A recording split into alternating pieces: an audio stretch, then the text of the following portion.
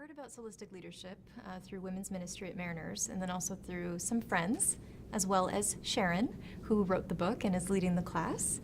And it just really appealed to me. I just thought, as a leader, just hearing about how it was refreshment and restoration for the soul, I thought, well, what leader doesn't need this? And what leader at any point during their leadership time doesn't need to take a step back and think about, okay, is my soul in a good place so that I can lead others? In so many ways.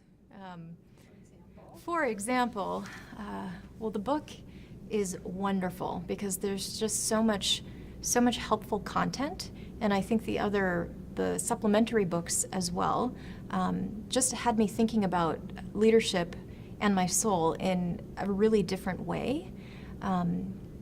I would say, practically speaking, one of the things that I found really helpful is the Silence and Solitude Retreat, which requires 3 to 4 hours of silence, just listening to God and whatever that means for you. And for me, I didn't last 4 hours. I only lasted about an hour and a half or two. But it was a really rich time of hearing from the Lord. And I think that with our busy lives and just the way that we live our lives today, we're always so strapped for time. It's a luxury to be able to say, okay, I'm going to take this time to just spend some time with the Lord.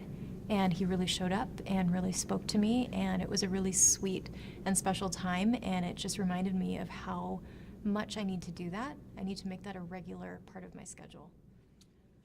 Oh yes, I would recommend Soulistic leadership to anyone in leadership. I just think it's so needed, especially in the church.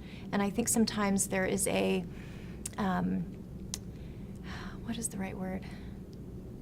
There's almost a stereotype that, well, if I'm walking with the Lord and if I'm in a leadership role, then I'm doing great and I'm close to perfect, or whatever it is, and that's just not true. We're human, and we need support, and we need to take a look inside ourselves before we can act externally.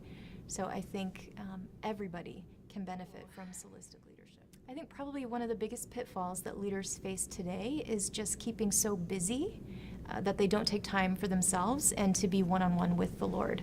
And I think that, ironically so, that happens a lot in ministry.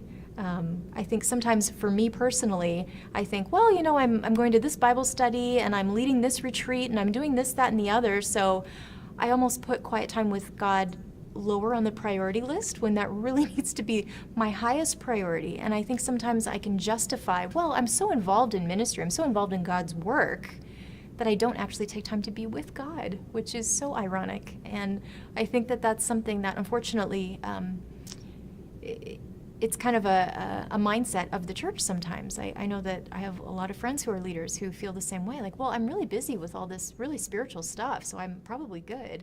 And in reality, that's just not the truth. I loved connecting with other leaders who are experiencing very similar things to what I'm experiencing, especially when it comes to my soul. I think it was so helpful to hear other people and to relate so much to their stories about how they struggle with, spending quiet time with God, or how they struggle with having a Sabbath for themselves, or how they struggle with